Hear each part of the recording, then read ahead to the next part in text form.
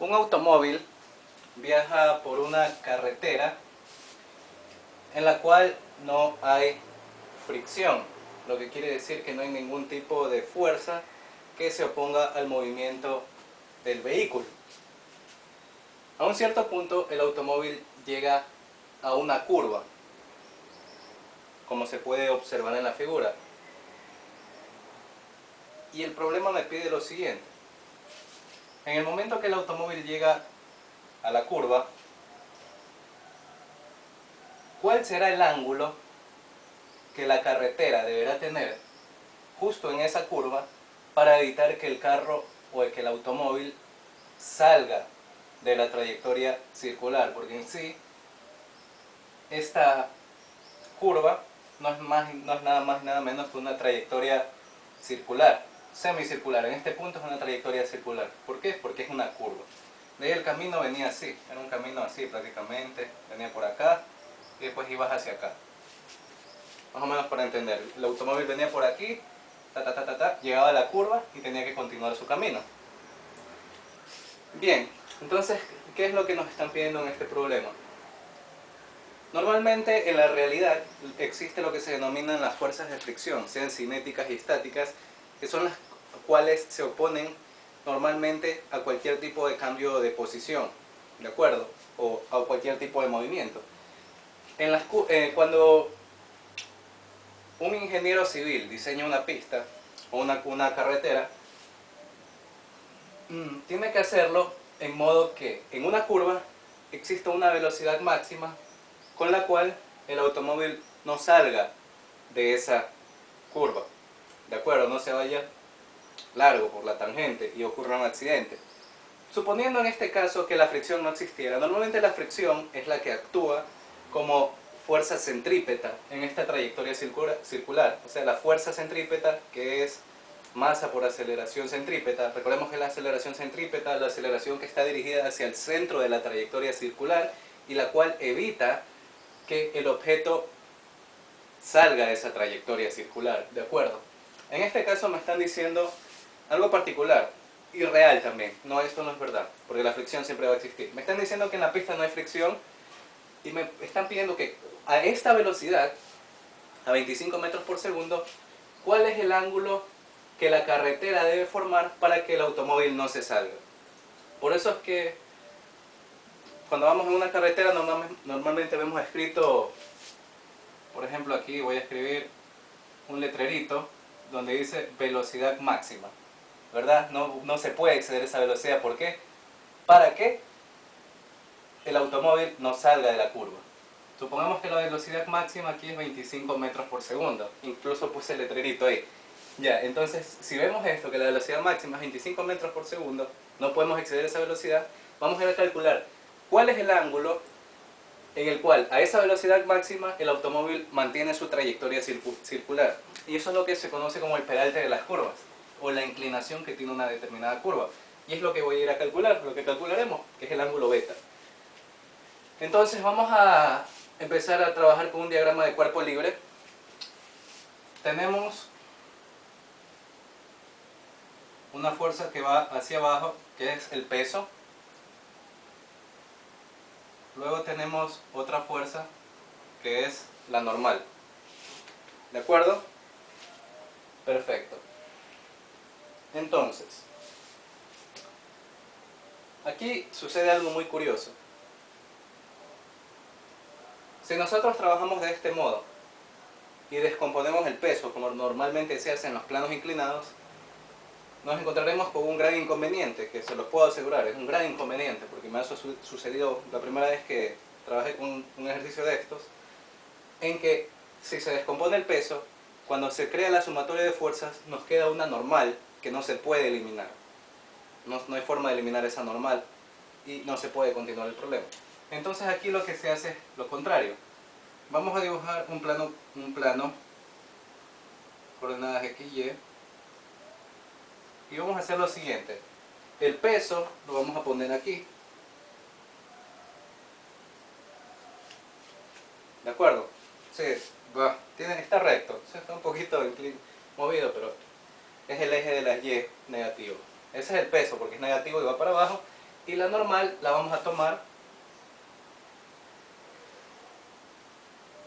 así. Y ya tomando de ese modo se dan cuenta que ahora lo que puedo hacer es descomponer, ya no el peso, sino la normal. Y es lo que voy a ir a hacer.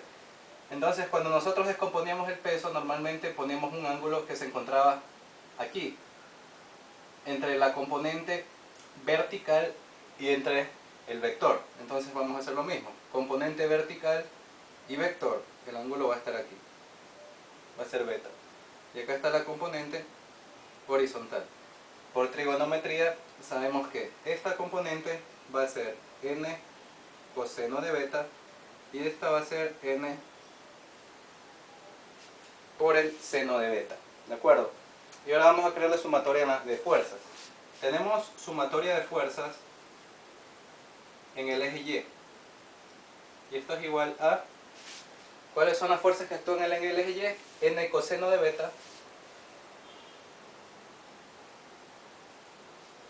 menos el peso. Y como no hay ningún tipo de movimiento con aceleración en el eje Y, la sumatoria va a ser 0. Ahora vamos a ir con el eje X. Sumatoria de fuerzas en el eje X es igual a, como podemos ver, la única fuerza que actúa es la de la inclinación, o bueno, la de la componente de horizontal. Normalmente cuando no existe peralte, lo que actúa como fuerza radial, o sea la fuerza que se acerca hacia el centro de la trayectoria, es la fricción. Porque si ustedes van por la carretera haciendo una curva como que quieren salirse, lo que evita que ustedes se vayan es la fricción. La fricción es una fuerza que va en sentido contrario y evita que el automóvil salga de la trayectoria. En este caso, la única fuerza que tenemos es esta componente, n seno de beta. Y n seno de beta va a ser igual a masa por la aceleración centrípeta, o llamada también aceleración radial. Es la aceleración que se dirige hacia el centro de la trayectoria. Y ahora vamos a hacer algo inteligente. Voy a despejar la normal en cualquiera de las dos. Yo la voy a despejar en la sumatoria de fuerzas, en la cual no voy a tener que hacer nada, porque la sumatoria de fuerzas en Y no me sirve. No voy a hacer ningún cálculo ahí porque con lo que voy a trabajar será con la componente en X. Entonces despejo. N coseno de beta es igual a masa por gravedad. Luego despejo la normal y me queda masa por gravedad sobre el coseno de beta. Y eso es lo que puedo ir a sustituir acá. Entonces la normal es igual a masa por gravedad por el coseno de beta. Esto multiplica al seno de beta y esto es igual a la masa por la aceleración centrípeta. Bien, entonces podemos continuar. Seno sobre coseno, sabemos que es la tangente de beta, que multiplica a masa por gravedad, y esto a su vez multiplica a masa por aceleración centrípeta. Como se trata, aquí, esto es un producto, pongo un punto por hacer que es un producto. Como se trata del producto, podemos simplificar la masa, no nos sirve, y además tampoco la tenemos. Gran problema. Entonces, normalmente en los problemas de dinámica sugiero personalmente no sustituir directamente los datos al inicio, sino intentar simplificar lo que se pueda, eliminar todo lo que se pueda y al final ya sustituir los datos. Entonces voy a seguir esto lo voy a seguir por acá. Tengo tangente de beta es igual a la aceleración centrípeta, y la aceleración centrípeta es igual a la velocidad al cuadrado sobre el radio. Bien, hasta ahí estaríamos bien. Sigamos. Vamos a ver cuánto es la velocidad. Me falta algo. Claro, ¿por qué no me dicen que me estoy olvidando de algo? Aquí es tangente de beta por la gravedad. Y aquí es tangente de beta por la gravedad. Por lo que me quedaría tangente de beta es igual a velocidad al cuadrado sobre radio, y esto por la gravedad. Ahí sí, me estaba comiendo la gravedad, por eso decía algo no me está quedando bien. Bueno, tangente de beta por gravedad es igual a aceleración centrípeta. O tangente de beta es igual a velocidad al cuadrado sobre radio, y el radio por la gravedad, porque velocidad al cuadrado sobre radio, incluso hay una demostración, es la aceleración radial.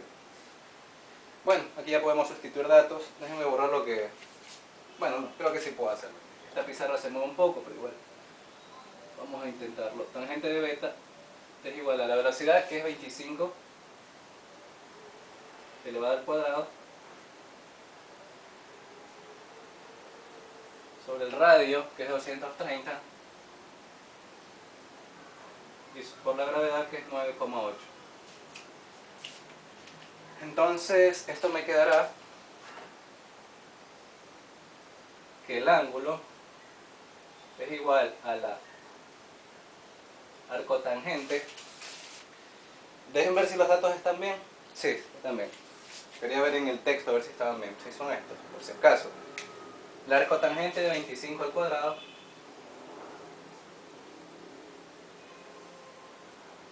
de 230 por 9,8.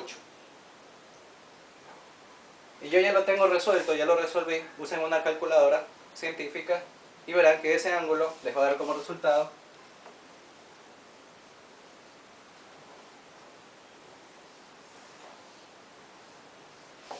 15 grados. Entonces la inclinación que la carretera deberá tener en la curva para que el auto no salga de la trayectoria será 15 grados. Y ese sería todo el problema. Así que, como dije anteriormente, cuando el automóvil esté en esa curva, la curva deberá tener evidentemente una inclinación de 15 grados, y además, para que el auto no se salga de la curva, a pesar de que tenga una inclinación de 15 grados, el mismo tendrá que no exceder los 25 metros por segundo. Los 25 metros por segundo será su velocidad máxima. Si excede esa velocidad, el automóvil se saldrá de la trayectoria circular. Y bien, ese sería el problema. Peralte en las curvas, un ejercicio sencillo. Espero que lo hayan entendido y nos vemos en el siguiente video.